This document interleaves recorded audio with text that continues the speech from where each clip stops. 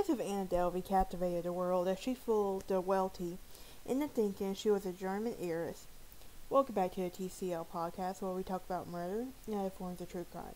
I do have a YouTube channel that you can go check out. I also have a Patreon that you can join as well. And by joining, you will receive early access to episodes scheduled to come out. I also have a merch shop that you can go buy something from.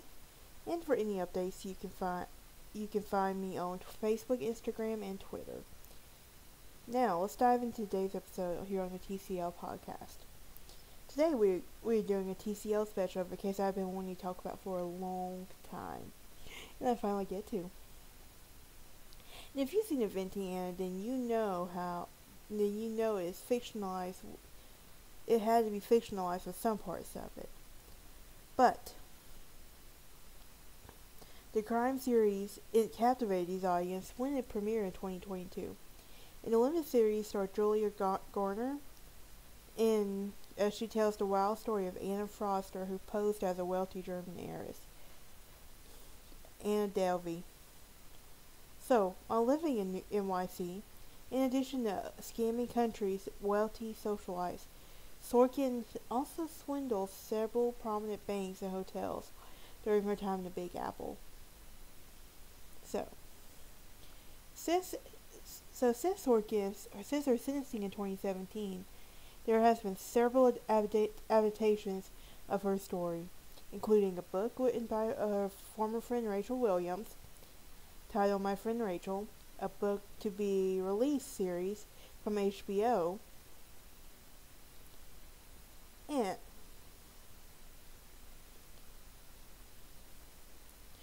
Anna Delvey, whose real name was Anna Sorkin, was born January 23rd, 1991, in Domanovo, a town outside of Moscow, Russia, but predominantly grew up in Germany. She and her brother were raised in a middle-class family. Her father drove a truck, and her mother once owned a small convenience store. At 19, she left Germany to pursue a fashion degree in Paris. Eventually took on the name Anna Delvey. In summer of 2013, she attended Fashion Week in New York on behalf of Purple magazine, where she was working at the time, when she eventually opted to stay in the city. Following her conviction, she has not been in contact with her parents, and they did not attend her trial. Her father had previously stated that he had disowned her. So while she was in NYC, she prayed as a wealthy German heiress to infiltrate herself into the inner circle of the biggest socialites. Wonder if she was tried to do that with any of the Kardashians.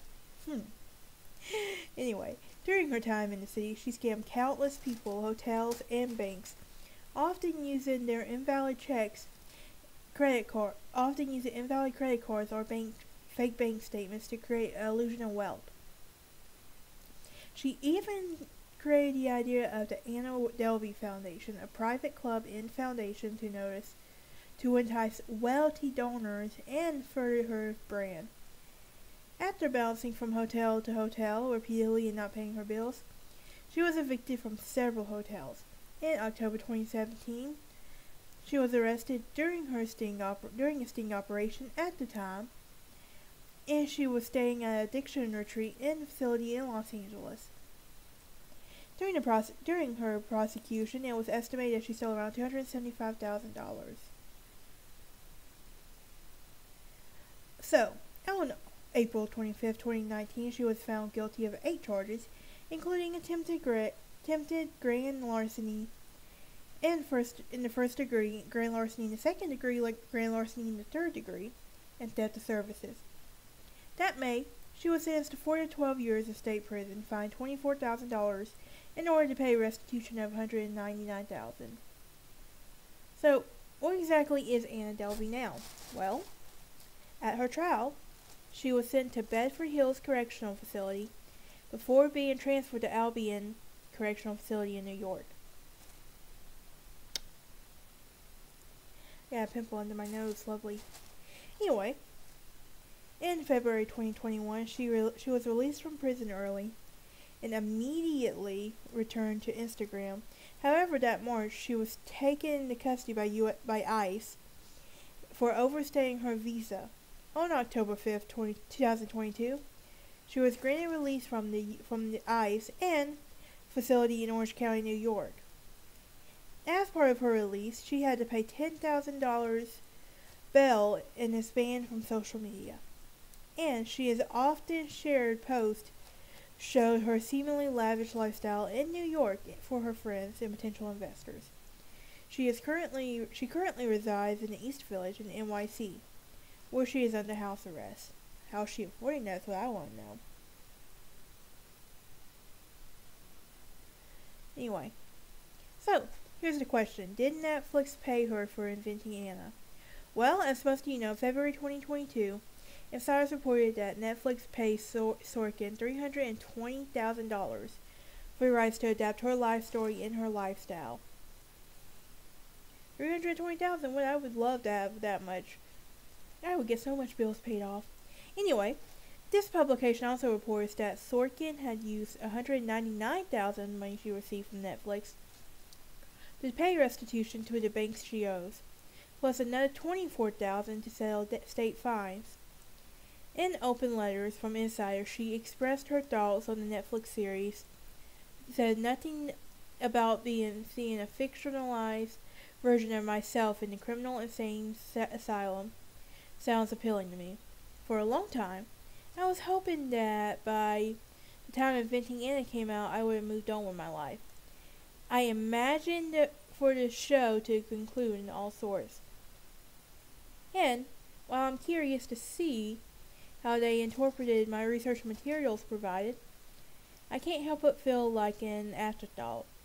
The somber irony of being confined to a cell. So I wonder though, like, if she was deported back to Germany, like, how long would that process take right there? But who exactly is Anna Delvey? Well, she was born to working class parents who immigrated from Russia to Germany when she was 16. In 2011, she left Germany to live in London and Paris before relocating to New York, where she interned for a French fashion magazine, Purple. She conceived a private members and arts club foundation, which included leasing a large apartment featuring financial documents to substantiate her claims of a multi-million euro trust fund and forged multiple wire transfer confirmations. Sorkin used these documents as well as fraudulent checks to create banks, acquaintances, and realtors and pay out cash, and granting large loans without collateral. She used these funds to fund her lavish lifestyle, and including residence in multiple upscale New Yorks. Between 2013 and 2017, she defrauded and deceived major financial institutions for a total of about $275,000. In 2017, the NYPD arrested her under the sting operation of her former friend Rachel DeRoche Williams, who accused Sorkin of defrauding her $62,000.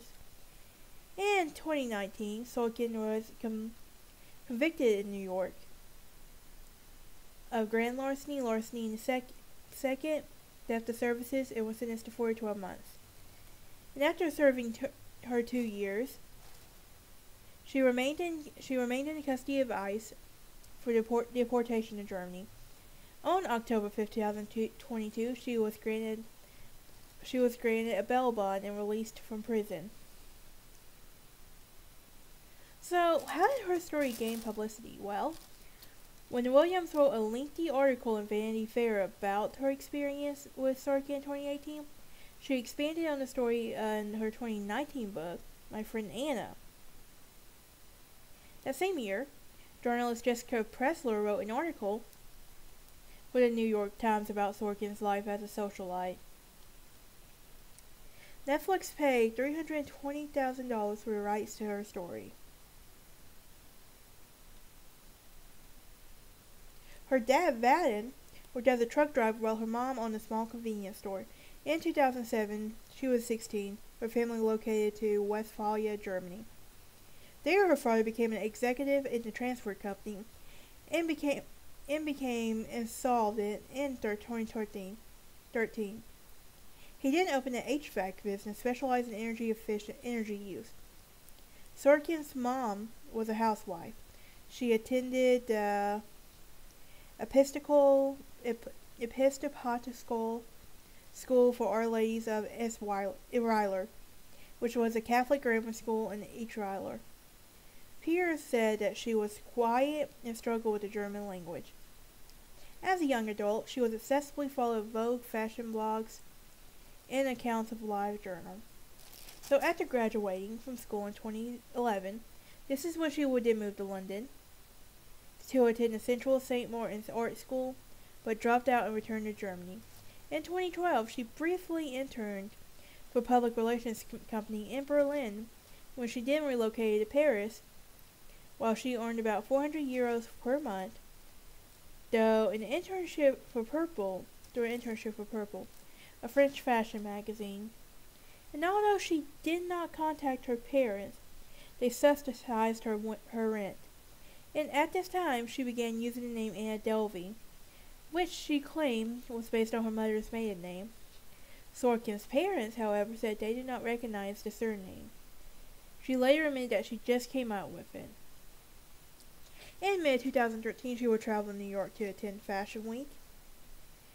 Finding it easier to make friends in New York instead of Paris, she opted to stay. Transferring to the Purple New York office for a brief time, after quitting Purple, she came up with the idea of the Anna Delvey Foundation, a private members club and arts foundation, and unsuccessfully sought funding from the wealthy members in the city's social scene. Her proposal included leasing the entire church missions home, comprising of 6 floors around 45,000 square feet, and owned by Abby Rosen of FRF Holdings.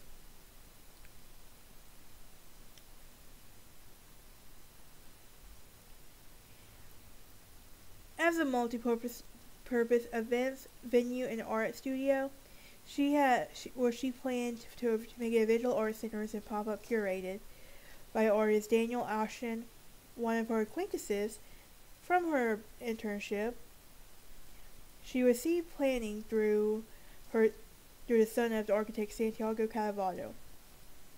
She also discussed the sale of the venue with Rue Rogers.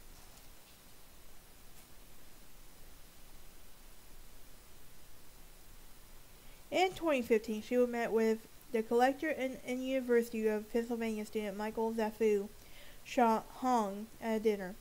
Learning of Hong's planning to attend Venus Biennale, she asked if she could accompany him, but he agreed, booked the flight, hotel room for Sorkin, with the understanding that he will be reimbursed for $2,000 to $3,000 cost. Upon her return to New York, she appeared to forget the arrangement and failed to pay. He initially assumed that she was simply absent-minded. Also in 2015, she attended the Art Basel in Miami Beach, and she hired a public relations firm for the birthday party. In 2016, she was living in a hotel room in the Standard High Line, where she met Rachel Deloach Williams, then a photo editor for Vanity Fair at a nightclub. Williams described Sorkin as demanding and rude to waitstaff. When an elevator opened, she wouldn't wait for the people to get off. On January 13, 2017, she convinced City National to grant her a temporary overdraft facility for $100,000 and promised that it would be repaid promptly. However, she faked an AOL email from Peter Hennick, the non-existent business manager. Like, this girl is just all kinds of messed up right here.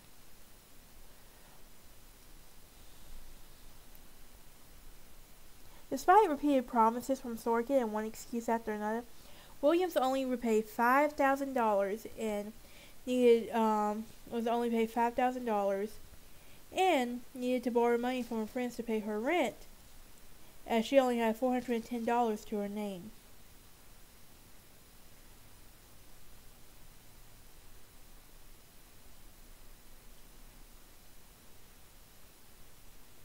Yeah, but Sorkin was very high maintenance and stuff, but this case did captivate a lot of the country, I think.